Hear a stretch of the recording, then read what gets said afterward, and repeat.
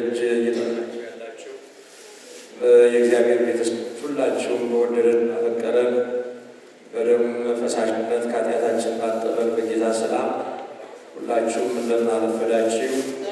እንደምን አደራችሁ? እንደምን ሰንብታችኋል? ምስጋና የባህሪ ገንዘቡ የሆነ የአባቶቻችን አምላክ ልዑለ ባሕርይ እግዚአብሔር የተመሰገነ ይሁን። ለአጭር ደቂቃዎች በብፁዕነታቸው የሰማነውን የወንጌል ቃል ተርጉመን እንሰማለን። ዛሬ የዐቢይ ጾም ሦስተኛ ሳምንት ነው።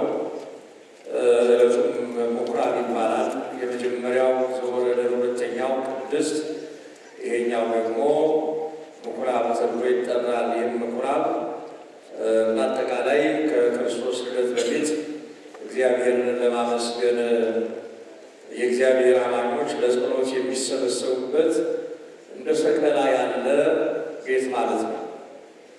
ጌታችን መድኃኒታችን ኢየሱስ ክርስቶስ ለስም አጠራሩ ምስጋና ክብር ይድረሰውና ብዙ ጊዜ ወደ ምኵራባቸው እየገባ ወንጌል ያስተምራቸው ነበረ።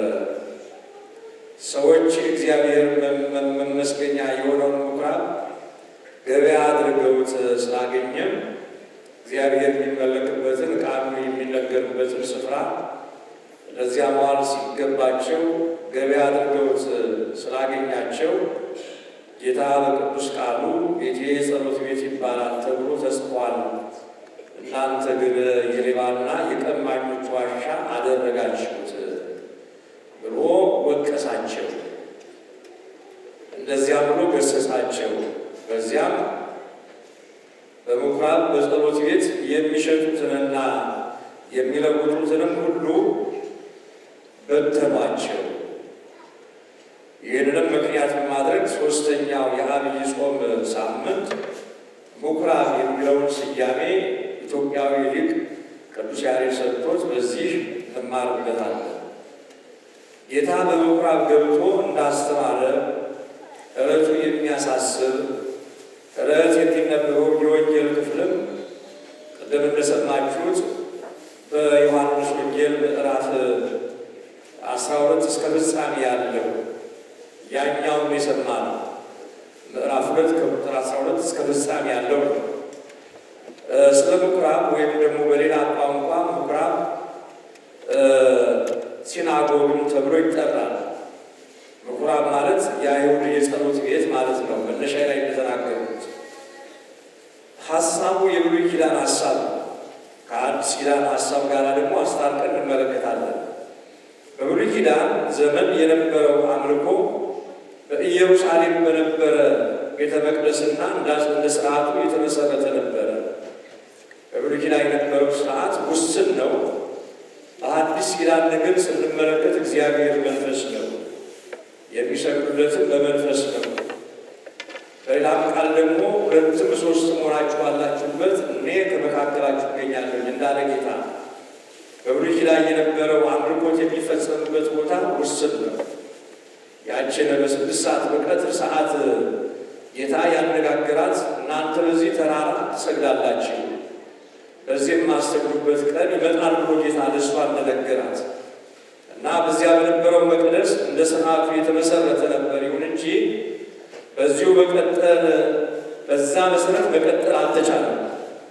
ምክንያቱም ሃይማኖት የሚያጠፋ ቤተ መቅደስን ደግሞ የሚያስፈርስና የሚያቃጥል ዓለማዊ ንጉሥ ተነስቶ ስለነበረ በአንድ ቦታ አስቀምጠው አምልኮታቸውን መቀጠል አልቻሉም።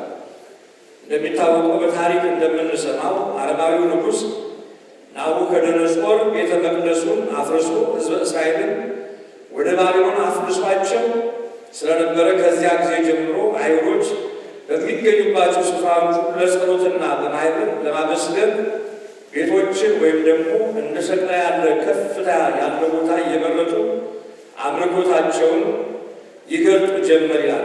መከራ ስለበዛባቸው፣ ስደት ስላላቸው፣ ክፉ አራዊ የሆነ መንግሥት ስለተነሳባቸው እና በዚህ በሕዝቅኤል ምዕራፍ 11 ቁጥር 16 ላይ ይህን ሀሳብ ታገኙታላችሁ።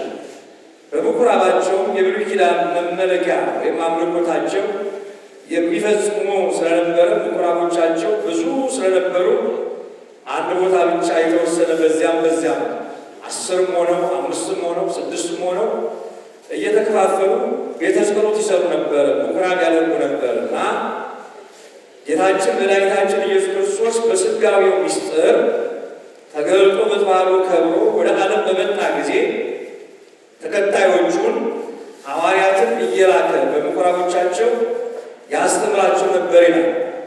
በሁሉ ስለነበረው የዚህ ክፍል የዚህ ሀገረ ስብከት ሊቀ ጳጳስ ብፁዕነታቸው ናቸው።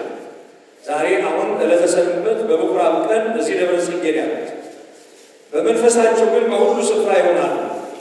ሊቀ ጳጳሱ ከዚህ ሆኖ አራቱንም ማዕዘን ሲባርክ እቺ የተወሰነችው ብቻ ሳትሆን በመላው ዓለም ቡራኬው ያድራል። የቤተክርስቲያን ትምህርት ነው።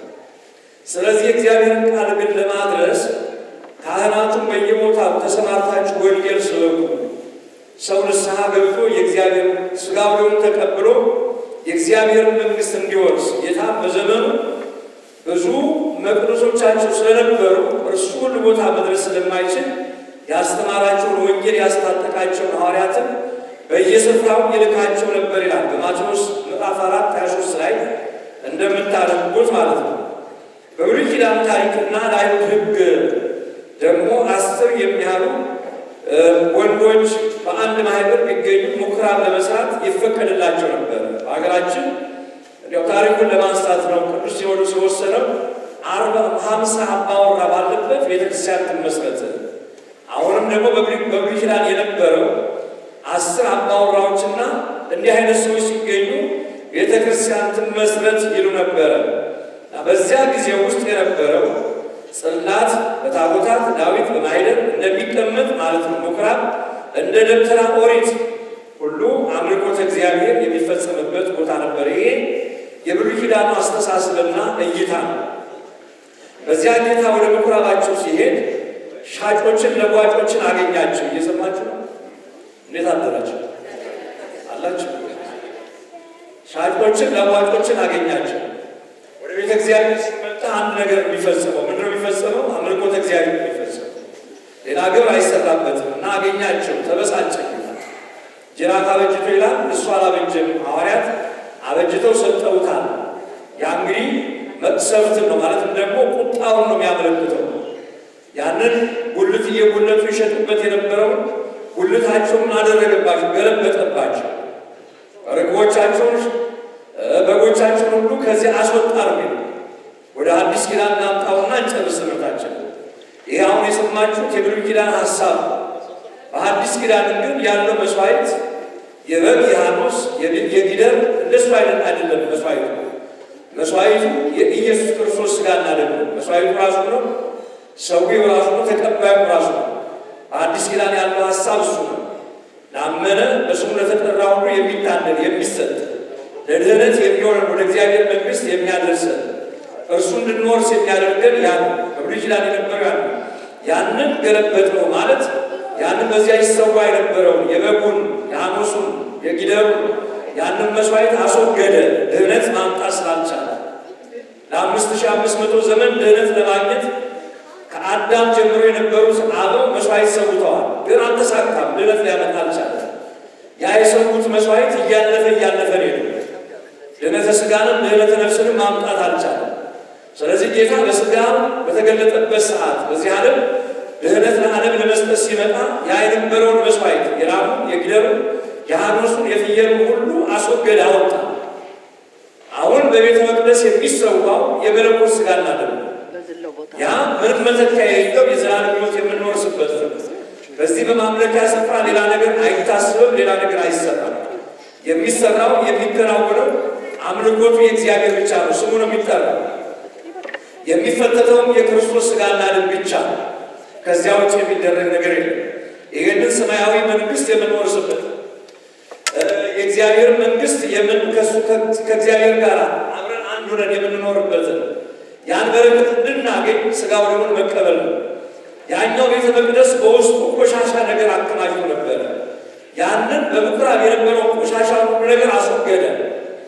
በአዲስ ኪዳን ደግሞ በልባችን ውስጥ ክፉ አስተሳሰብ ካለ ከእግዚአብሔር ጋር የማያገናኝ ከእርሱ የሚያርቀን አመለካከት ካለ ደግ ያለ ነገር ካለ እሱን ከውስጣችን አጥፍተን ንስሐ ገብተን የእግዚአብሔር መንግሥት እንድንወርስ ነው። አምላካችን እግዚአብሔር በረድኤቱ ሁላችንም ጋር ይሁን። የብፁዕነታቸው ቡራኬ ይደርብን፣ ይቆየን።